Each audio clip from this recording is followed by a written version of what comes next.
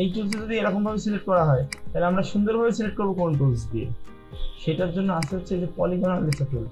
Polygonal lasso টুলের কাজ হচ্ছে দেখেন এই যে দ্বিতীয় নাম্বার, এটার কাজ হচ্ছে এটাতে ক্লিক করে করে যাইতে হয়। দেখেন আপনি মাউস ছেড়ে দিন সমস্যা নেই, এমনকি বাইরেও যদি ক্লিক করে তার ডিলিট চাপ দিলে এক একটা পয়েন্ট ছুটে যায়। আপনি ইচ্ছা মতো একটু জুম করে নিয়ে সুন্দর করে এইভাবে ক্লিক করে করে একটা ছবি সিলেক্ট করতে পারবেন। দেখেন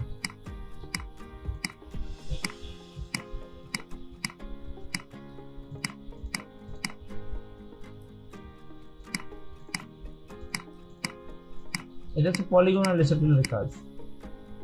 চার কোনা সাবজেক্ট আরো ভালো সিলেক্ট করা সম্ভব, কারণ গোলাকার সাবজেক্ট রাউন্ড করা যায় না পলিগনাল দিয়ে, একটা ঝামেলা।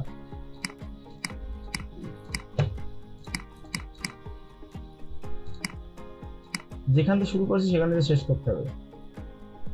কিভাবে বসবো জুম করে নেন, দেখেন এখানে নিয়ে গেলে ওই দেখেন একটা পয়েন্ট তৈরি আছে, দেখছেন টুলসের পাশে গোল, এই যে এবার দেখেন এই সিলেক্ট হয়ে গেছে। Control C copy, control V paste হয়েছে না কপি। চার কোনা সাবজেক্ট মানে কি, ধরেন যে জিনিসগুলো কোনা আছে